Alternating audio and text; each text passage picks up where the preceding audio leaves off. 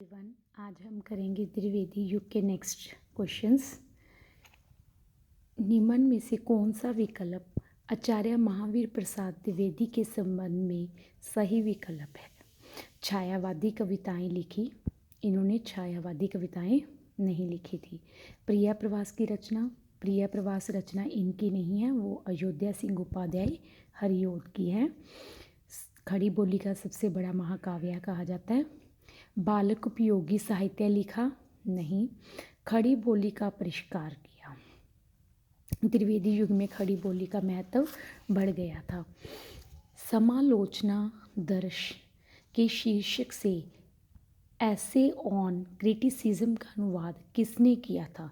जगन्नाथ दास रत्नाकर, जिन्हें ब्रज कोकिल भी कहते हैं। श्रीधर पाठक द्वारा रचित रचना नहीं है। श्रीधर पाठक द्वारा रचित नहीं है। वैदेही वनवास। इसमें मिलान करना है। वीर पंचरतन लाला भगवान दीन की है। उल्लाहन पंचक अमीर अली मीर जी की है। मातृ वंदना गिरिधर शर्मा नवरत्न की। कानन कुसुम मुक्तधर पांडे जी की। मुक्तधर पांडे है जो वो त्रिवेदी युग के बाहर के कवि हैं। स्वच्छंदता की धारा के कवि कहा जाता है। हरिऔध के प्रिया प्रवास महाकाव्य में सर्गों की संख्या 17 है। ये हमने कल भी पढ़ा था क्वेश्चन। प्रेम शतक के रचनाकार कौन है? वियोगी हरि जी हैं। जगन्नाथ दास रत्नाकर जिन्हें ब्रज कोकिल भी कहा जाता है, ये क्वेश्चन हम पहले पढ़ चुके हैं। नूर जहां प्रबंध काव्य के रचयिता कौन है? गुरु भगत सिंह जी। जो कुतुबन है ये सूफी कवि हैं। इनकी रचना मृगावती है। जो सिया राम शरण गुप्त हैं, ये इनकी बापू नामक इनका काव्य ग्रंथ है। अयोध्या सिंह उपाध्याय हरिऔध के हमने 3 पढ़े थे। प्रिया प्रवास, वैदेही वनवास, पारिजात। नेक्स्ट, रत्नाकर शब्द किस कवि से जुड़ा हुआ है?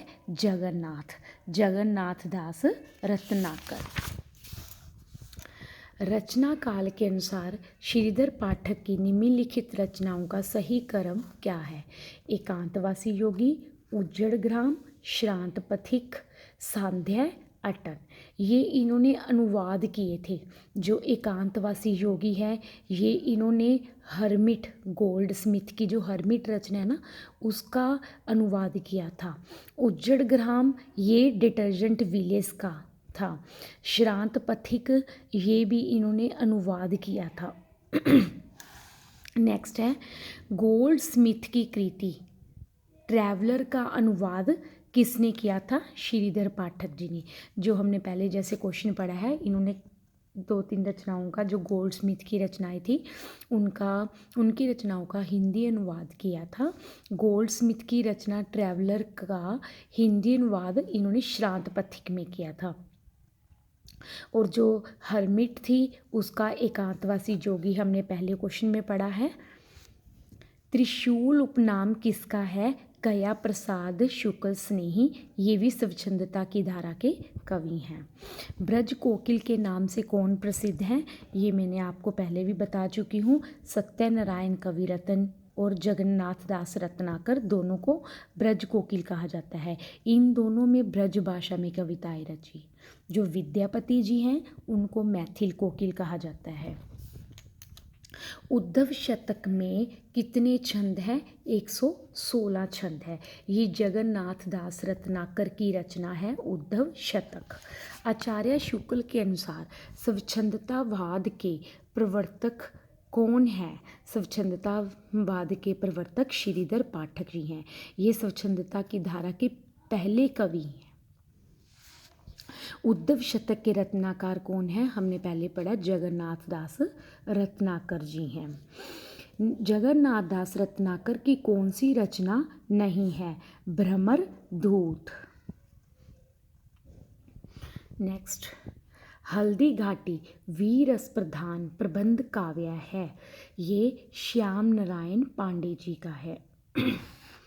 वह हृदय नहीं है पत्थर है जिसमें स्वदेश का प्यार नहीं। यह काव्य पंक्ति किस कवि द्वारा रचित है? गया प्रसाद शुक्ल स्नेही जी द्वारा। कौन सा कवि सस्यकार है? इसमें वियोगी हरि जी सस्यकार हैं। जगन्नाथ दास रत्नाकर की कृति कौन सी है? इसमें उद्धव शतक, जो हमने पहले पढ़ चुके हैं।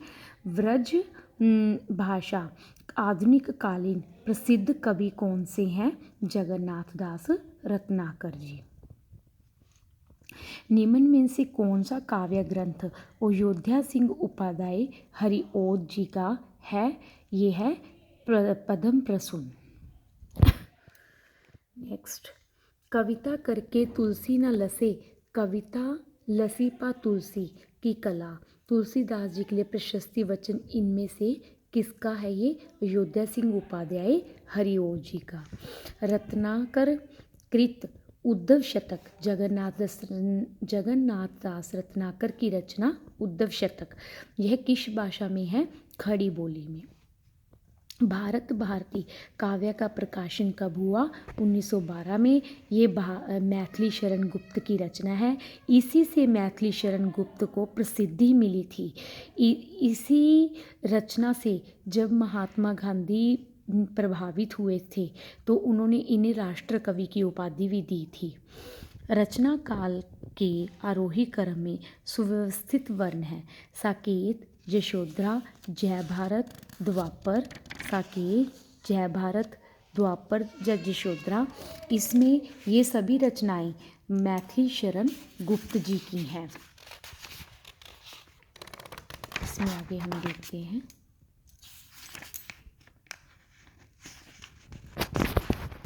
साकेत जो इन्होंने लिखी थी वो उर्मिला के बारे में वर्णन किया हुआ है साकेत में।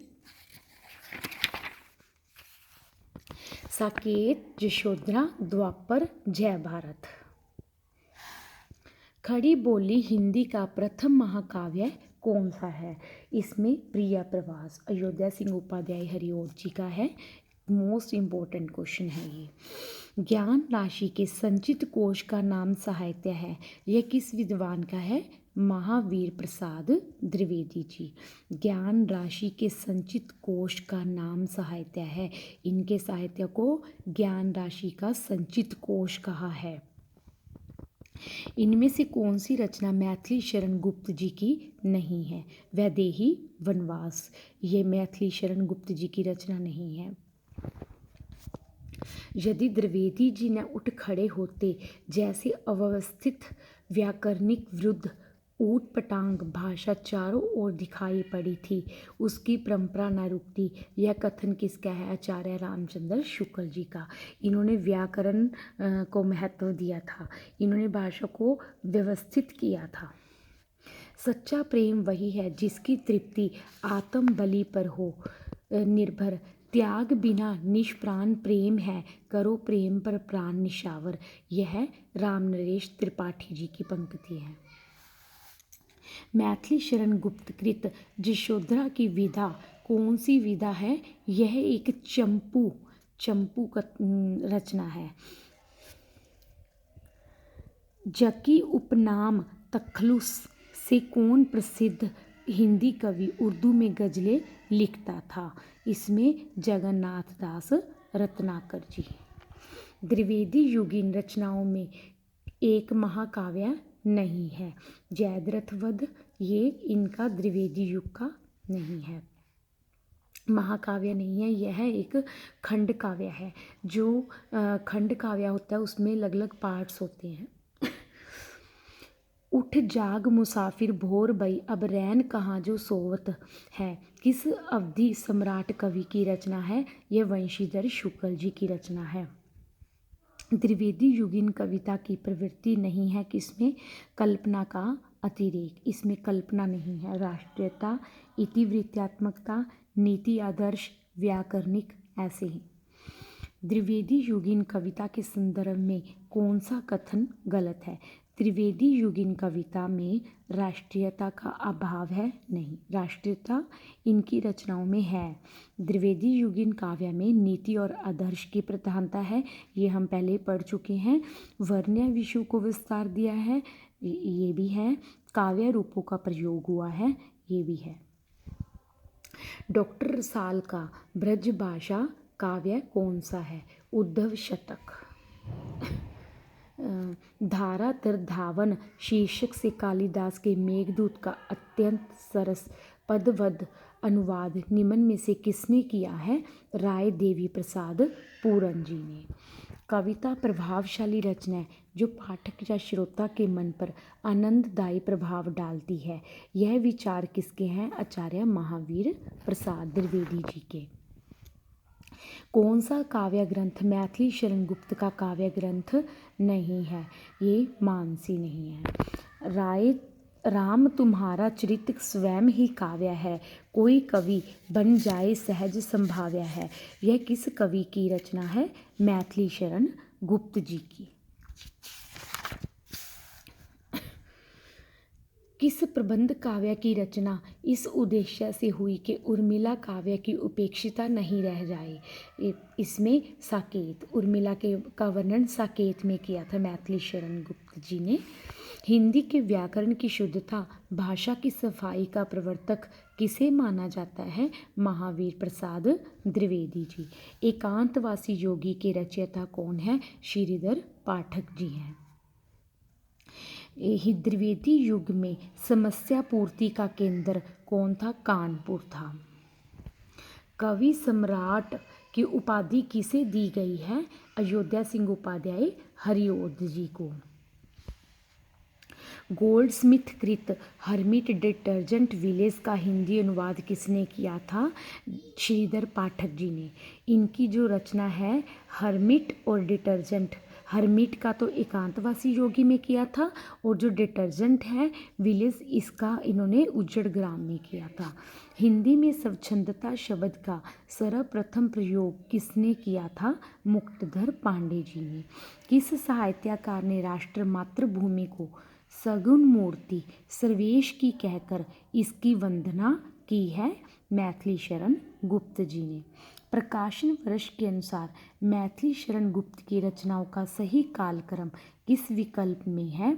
इनकी रचनाओं का कालक्रम है भारत भारती, साकेत, यशोधरा, विष्णुप्रिय। राम नरेश त्रिपाठी द्वारा संकलित संपादित कविता कौमुदी संग्रह से संबंधित कौन सा कथन सही नहीं है? इसमें यह संग्रह 10 खंडों में विभक्त है?